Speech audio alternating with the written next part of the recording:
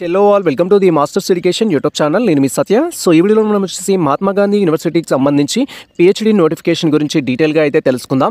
So that is వచ్చేసి ఏంటంటే Mahatma Gandhi university authorities రీసెంట్గా మనకు పిహెచ్డి అడ్మిషన్స్ కోసం ఒక నోటిఫికేషన్ అయితే రిలీజ్ చేయడం జరిగింది. అండ్ దీంట్లో మనకు కేటగిరీ 1కి సంబంధించి ఒక నోటిఫికేషన్ రిలీజ్ చేయడం జరిగింది, కేటగిరీ 2కి సంబంధించి ఒక నోటిఫికేషన్ రిలీజ్ చేయడం జరిగింది. అండ్ కేటగిరీ 1 అంటే ఏంటి, దాన్ని ఎవరు అప్లై చేసుకోవాలి, దాని యొక్క ఎలిజిబిలిటీ క్రైటీరియా ఏంటి, అప్లికేషన్ ప్రాసెస్ ఎలా ఉంటుంది, లాస్ట్ డేట్ ఏంటి అనే ఇన్ఫర్మేషన్ తెలుసుకుందాం. అండ్ అదేవిధంగా కేటగిరీ 2 అంటే ఏంటి, సో కేటగిరీ 2 కోసం ఎవరు అప్లై చేసుకోవాలి, దానికి సంబంధించిన అప్లికేషన్ ప్రొసీజర్ అనేది ఏ విధంగా ఉంటుంది, అప్లై చేసుకోవడానికి లాస్ట్ డేట్ ఏంటి అనే ఇన్ఫర్మేషన్ తెలుసుకుందాం. అండ్ అదేవిధంగా Mahatma Gandhi university authorities present a సబ్జెక్ట్స్కి పిహెచ్డి అనేది కండక్ట్ చేస్తున్నారు, అండ్ దాంట్లో ఎన్ని వేకెన్సీస్ ఉన్నాయి, ఇలా సో మెనీ ఇన్ఫర్మేషన్ అయితే మనం ఈ వీడియోలో అయితే డిస్కషన్ చేసుకుందాం. So each and every point గురించి అయితే ఫుల్గా అయితే మనం క్లారిటీగా అయితే తెలుసుకుందాం. సో ప్రజెంట్ అయితే మహాత్మా గాంధీ యూనివర్సిటీకి సంబంధించి అఫీషియల్ వెబ్సైట్లో అయితే ఉన్నాం. అండ్ ఈ యొక్క అఫీషియల్ వెబ్సైట్ లింక్ నేను డిస్క్రిప్షన్లో ఇచ్చేస్తాను, అక్కడికి వెళ్ళి మీరు సో ఈ ఇన్ఫర్మేషన్ అయితే గ్యాదర్ చేసుకోవచ్చు. అండ్ ఇక్కడ మీరు అబ్జర్వ్ చేసినట్లయితే సో మనకు మహాత్మా గాంధీ యూనివర్సిటీకి సంబంధించిన ఇన్ఫర్మేషన్ అయితే కనిపిస్తుంది. డే వచ్చేసి మనకు March 1 అనేది చూడొచ్చు. అండ్ ఆ తర్వాత ఇక్కడ మనకు అడ్మిషన్ సంబంధించి పిహెచ్డి అడ్మిషన్ నోటిఫికేషన్ అనే టైటిల్ అయితే ఉంటుంది. అండ్ దీంట్లో మనకు సో కాలం వైజ్గా డిఫరెంట్ ఇన్ఫర్మేషన్ అయితే ఇవ్వడం జరిగింది. ఫస్ట్ వచ్చేసి మనం డీటెయిల్ నోటిఫికేషన్ గురించి అయితే తెలుసుకోవాల్సి ఉంటుంది. అండ్ ఇక్కడ జస్ట్ డౌన్లోడ్ ఆప్షన్ పైన క్లిక్ చేయగానే మనకు సంబంధించిన డీటెయిల్స్ నోటిఫికేషన్ అయితే డౌన్లోడ్ అవుతుంది. అండ్ ఆ తర్వాత ఈ పిహెచ్డి అడ్మిషన్కి సంబంధించి రూల్స్ అండ్ రెగ్యులేషన్స్ ఏంటి అని తెలుసుకోవడం కోసం ఇక్కడ Mahatma Gandhi university PhD rules and regulations అనే ఆప్షన్ అయితే ఉంటుంది. జస్ట్ ఇక్కడ డౌన్లోడ్ పైన క్లిక్ చేసి మీరు తెలుసుకోవచ్చు. అండ్ కేటగిరీ 1లో మీరు అడ్మిషన్ తీసుకోవాలనుకుంటే కేటగిరీ 1కి రూల్స్ ఏంటి అండ్ దానికి సంబంధించిన ఎలిజిబిలిటీ క్రైటీరియా ఏంటి అనేది మన కేటగిరీ 1లో ఉంటుంది. ఇన్ కేసు మీరు కేటగిరీ 2కి అడ్మిషన్ తీసుకోవాలనుకుంటే కేటగిరీ 2కి సంబంధించి ఇక్కడ ఆన్లైన్ అప్లికేషన్ అయితే చేసుకోవాల్సి ఉంటుంది. అండ్ నెక్స్ట్ థింగ్ వచ్చేసి ఏంటంటే సిలబస్. ఈ యొక్క కేటగిరీ 2లో ఎవరైతే అప్లై చేసుకుంటారో వారికి సబ్జెక్ట్ వైజ్గా సిలబస్ అయితే ఉంటుంది. మీరు సిలబస్ డౌన్లోడ్ చేసుకోవడానికి ఇక్కడ డౌన్లోడ్ సిలబస్ పైన క్లిక్ చేసి మీ యొక్క సిలబస్ అయితే డౌన్లోడ్ చేసుకోవచ్చు. ఫస్ట్ థింగ్ వచ్చేసి ఈ డీటెయిల్ నోటిఫికేషన్ అయితే నేను డౌన్లోడ్ చేస్తున్నాను, అందుకోసం ఇక్కడ డౌన్లోడ్ ఆప్షన్ పైన క్లిక్ చేస్తున్నాను. అండ్ వన్స్ మనం డౌన్లోడ్ ఆప్షన్ పైన క్లిక్ చేయగానే ఈ విధంగా మనకు పీడిఎఫ్ అయితే ఓపెన్ అవుతుంది. అండ్ దీంట్లో మనకి ఇన్ఫర్మేషన్ అయితే ఉంటుంది. సో మీరు ఇక్కడ క్లియర్గా చూడొచ్చు. సో మహాత్మా గాంధీ యూనివర్సిటీకి సంబంధించి Nalgonda detail notification off PhD admissions అని అయితే ఉంది. అండ్ ఇక్కడ applications invited for the category so category 1 category 2 అనేది మెన్షన్ చేశారు. ఆల్రెడీ మీకు ఇచ్చిన ఇన్ఫర్మేషన్ ఇది. సో ఇది కేటగిరీ 1 కేటగిరీ 2 అడ్మిషన్ తీసుకోవడం కోసం ఈ నోటిఫికేషన్ అనేది రిలీజ్ చేయడం జరిగింది. సో ఇక్కడ Mahatma Gandhi university following the subjects under the various faculties of the academic year 2023 and అదేవిధంగా 2023-24కి సంబంధించి ఈ యొక్క అకాడమిక్ ఇయర్స్కి ఈ డిఫరెంట్ సబ్జెక్ట్స్ అయితే వేకెన్సీ ఉన్నాయని అయితే చెప్తున్నారు. సో దీంట్లో ఏ సబ్జెక్ట్స్కి ప్రజెంట్ పిహెచ్డి చేసుకోవడానికి ఛాన్స్ ఉంది అని మీరు క్వైరీ చేసినట్టయితే సో డైరెక్ట్గా మనం చూడొచ్చు. ఇక్కడ ఫస్ట్ థింగ్ వచ్చేసి ఫ్యాకల్టీ ఆఫ్ కామర్స్లో సో పిహెచ్డి చేయడానికి ప్రజెంట్ సబ్జెక్ట్స్ అయితే వేకెన్సీగా ఉన్నాయి. దట్ ఈస్ పిహెచ్డి సీట్స్ అనేవి వేకెన్సీగా ఉన్నాయి. తర్వాత వచ్చేసి faculty of engineering and technology సంబంధించి కంప్యూటర్ సైన్స్ అండ్ ఇన్ఫర్మేటివ్ అనేది చెప్పొచ్చు మనము. సో ఈ యొక్క సబ్జెక్ట్ కూడా ప్రజెంట్ పిహెచ్డి చేయడానికి వేకెన్సీ ఉంది. ఎన్ని వేకెన్సీ ఉన్నాయి అనేది మనం డిస్కషన్ చేసుకుందాం. ప్రజెంట్ అయితే సబ్జెక్టుల గురించి తెలుసుకుందాం. తర్వాత ఫ్యాకల్టీ ఆఫ్ మేనేజ్మెంట్లో కూడా మనకు ప్రజెంట్ మహాత్మా గాంధీ యూనివర్సిటీలో పిహెచ్డి చేయడానికి అయితే అవకాశం ఉంది. అండ్ అదేవిధంగా సైన్స్కి సంబంధించి వేరియస్ సైన్స్ సబ్జెక్ట్స్లో సో బయోకెమిస్ట్రీ ఉంది, బయోటెక్నాలజీ ఉంది, కెమిస్ట్రీ ఉంది, మ్యాథమెటిక్స్ ఉంది.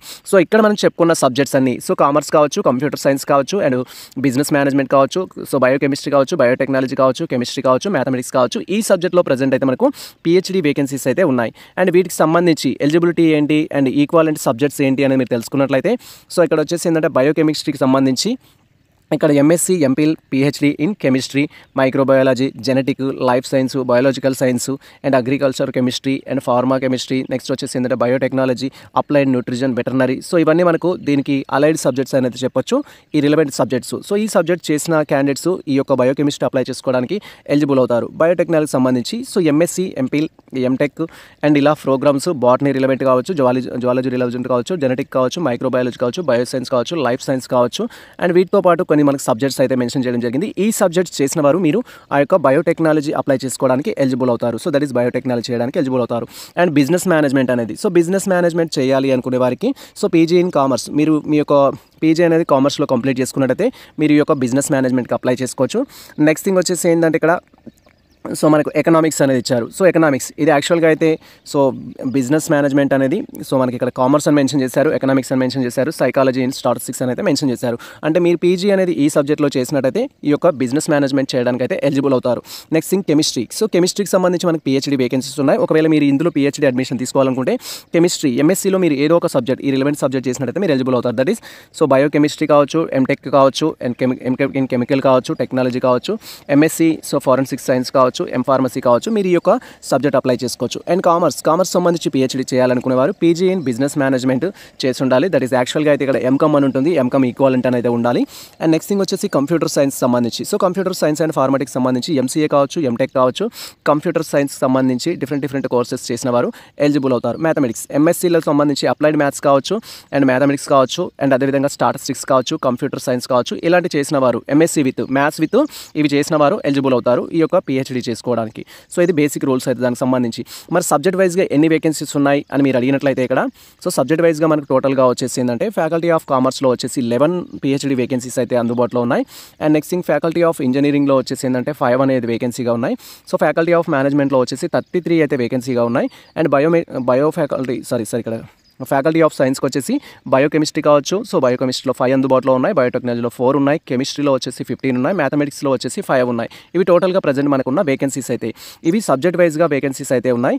అండ్ ఎలిజిబుల్ క్యాండిడేట్స్ ఎవరైతే ఉంటారో వారి యొక్క రూల్స్ ఏంటంటే ఇక్కడ కేటగిరీ 1కి సో మీరు జేఆర్ఎఫ్ అనేది క్వాలిఫై ఉంటే, that is so UGC conduct చేసిన నెట్ అనేది మీరు క్వాలిఫై ఉంటే, యూజీసీ జేఆర్ఎఫ్ అనేది క్వాలిఫై ఉంటే మిమ్మల్ని డైరెక్ట్గా ఇక్కడ అడ్మిషన్ అనేది తీసుకుంటారు. డైరెక్ట్గా మనకు సో పిహెచ్డి అడ్మిషన్ అనేది ఇస్తారు. కేటగిరీ స్టూడెంట్స్ ఎవరైతే ఉంటారో దట్ ఈస్ కేటగిరీ 2లో మీరు అప్లై చేసుకోవాలనుకుంటే ఎంట్రన్స్ టెస్ట్ అనేది ఉంటుంది. ఎంట్రన్స్ టెస్ట్ అనేది అప్లై చేసుకొని అండ్ క్వాలిఫై అయిన తర్వాత మనం ఈ యొక్క పోస్ట్ ఇంటర్వ్యూ ద్వారా మనం సెలెక్ట్ చేయబడతాము. ప్రాసెస్ అనేది అలా ఉంటుంది.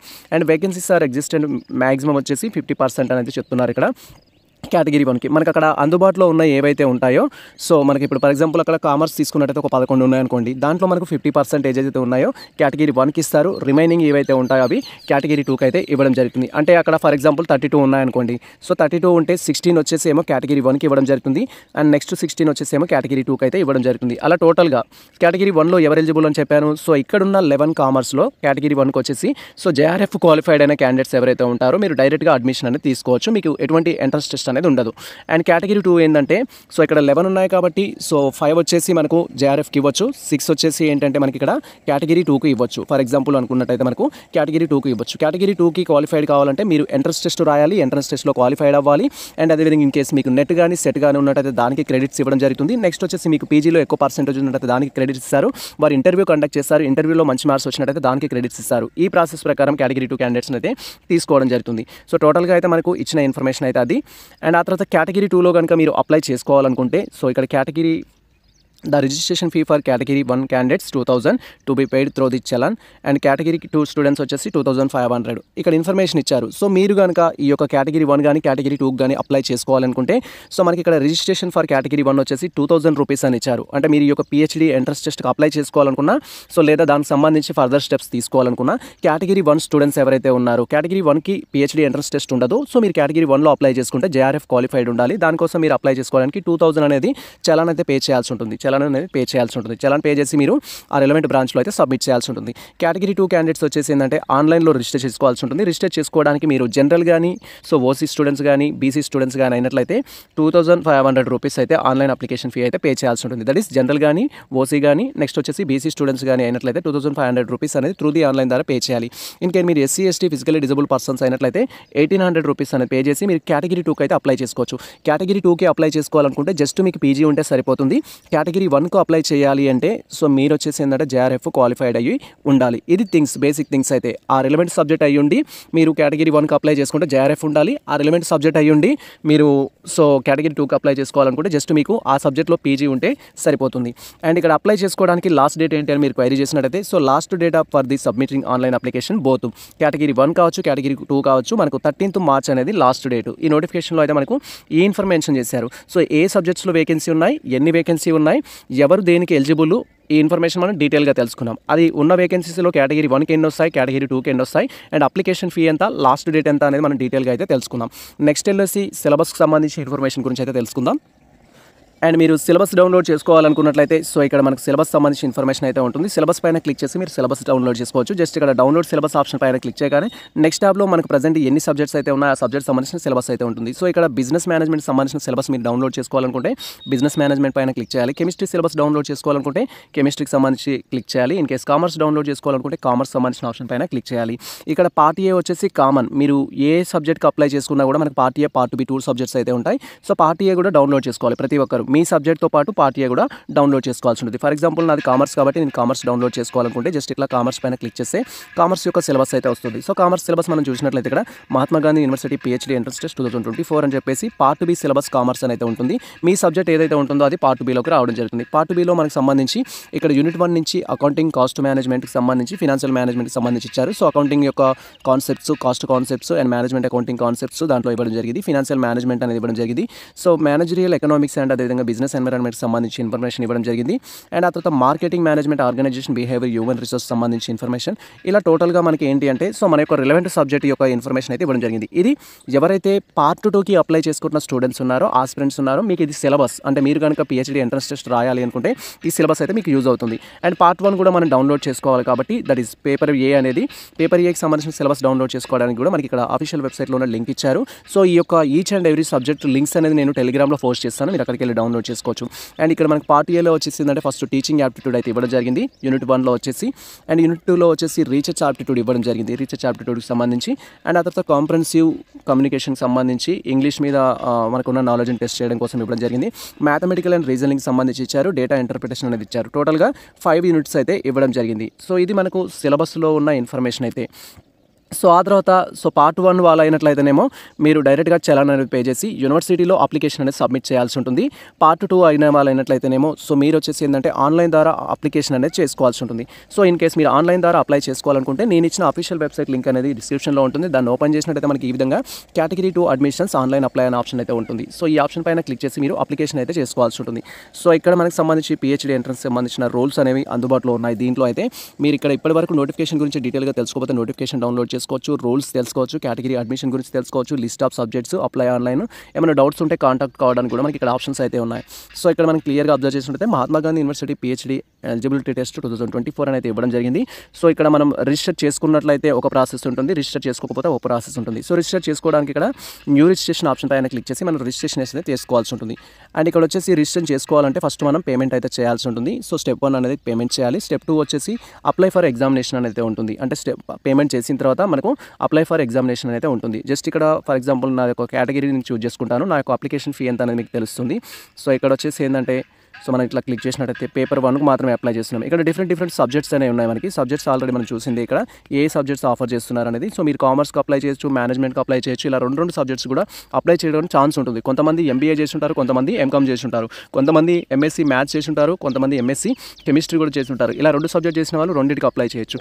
సో ఇక్కడ నా కేటగిరీ ప్రకారం నేను అదర్స్ చూస్ చేసుకున్నాను కాబట్టి 2500 ఉంది. ఇంకా అడిషనల్గా ఇంకొక సబ్జెక్ట్ అప్లై చేసుకున్నట్టయితే 5000 చూపిస్తుంది. అంటే ఒక సబ్జెక్ట్ అప్లై చేస్తే 2500. సో ఒకవేళ మీరు 3 సబ్జెక్ట్స్కి అప్లై చేసుకుంటే 7500 అనేది ఉంటుంది. సార్ ఇప్పుడు 3 సబ్జెక్ట్స్కి అప్లై చేస్తే ఎగ్జామ్ ఒకే రోజు పెడితే ఎలా ఉంటుంది అని కూడా కొన్నిసార్లు అడగొచ్చు. సో ఇక్కడ పేపర్ 1 అనేది కామన్ కాబట్టి అందరికీ, పేపర్ 2 అనేది షిఫ్ట్స్ చేంజ్ చేయొచ్చు మ్యాక్సిమం వచ్చేసి, బట్ పేపర్ 1కి మాత్రం మనకు అందరికీ ఒకే ఎగ్జామ్ అనేది ఉండొచ్చు. సో ఇలా మనం ఏం చేయొచ్చు అంటే ఈ రిజిస్ట్రేషన్ ఫామ్కి సంబంధించి డీటెయిల్స్ అయితే ఫిల్ చేసుకోవాల్సి ఉంటుంది. ఫిల్ చేసిన తర్వాత అప్లికేషన్ ఫామ్ అయితే సబ్మిట్ చేయాలి. సో దీనికి సంబంధించి PhD ఎంట్రన్స్ టెస్ట్ కోసం ఏ విధంగా రిజిస్ట్రేషన్ చేసుకోవాలి, రిజిస్ట్రేషన్ చేసేటప్పుడు ఎటువంటి జాగ్రత్తలు తీసుకోవాలి, రిజిస్ట్రేషన్ చేయడానికి కావాల్సిన రిక్వైర్డ్ డాక్యుమెంట్స్ ఏంటి అని మేము డీటెయిల్ వీడియో నెక్స్ట్ అయితే పోస్ట్ చేస్తాము. సో ఆ వీడియో కోసం అయితే వెయిట్ చేయండి. సో ఒకవేళ మీకు ఆన్లైన్ అప్లికేషన్ చేయించుకోవాలి మాతోటి అని ఇంట్రెస్ట్ ఉన్నట్టయితే డైరెక్ట్గా మీరు ఆన్లైన్ అప్లికేషన్ కూడా మాతో చేయించుకోవడానికి అయితే ప్రయత్నించవచ్చు. ఈ యొక్క ఆన్లైన్ అప్లికేషన్ చేసుకోవడానికి కావాల్సిన ఈచ్ అండ్ ఎవ్రీ ఇన్స్ట్రక్షన్స్ అనేది మేము అందిస్తాము. అండ్ అదేవిధంగా మీరు దట్ ఈస్ PhD అడ్మిషన్స్ వరకు నెక్స్ట్ స్టేజెస్ అయితే ఏమైతే ఉంటాయో వాటికి కూడా మేము మీకు గైడ్లైన్స్ అనేది అందిస్తాము. సో ఒకవేళ మీకు ఇంట్రెస్ట్ ఉన్నట్టయితే డైరెక్ట్గా మమ్మల్ని ఇన్స్టాగ్రామ్ ద్వారా కానీ లేదా మెయిల్ ఐడి ద్వారా కానీ కాంటాక్ట్ అవ్వచ్చు. సో మీరు కాంటాక్ట్ అయినట్టయితే మేము ఈ యొక్క ఆన్లైన్ అప్లికేషన్ సర్వీస్ సంబంధించి అండ్ అదేవిధంగా PhDకి సంబంధించి మీకు తర్వాత ఎటువంటి డౌట్స్ ఉన్నా కూడా దట్ ఈస్ అడ్మిషన్ ప్రాసెస్ వరకు ఈచ్ అండ్ ఎవ్రీ డౌట్స్ అయితే మేము క్లారిఫై చేస్తాము. ఇది ప్రజెంట్ మాకు సంబంధించి అండ్ మనకు సంబంధించిన అప్డేట్ అయితే. సో ఈ ఇన్ఫర్మేషన్ మీకు నచ్చినట్లయితే మన వీడియో లైక్ చేయండి, మన ఛానల్ని సబ్స్క్రైబ్ చేసుకోండి. ఇలాంటి లేటెస్ట్ అప్డేట్స్ కోసం మన ఛానల్ని ఫాలో అవుతుంది. కుదిరితే మేము మిత్రులకు షేర్ చేయండి. All the best all.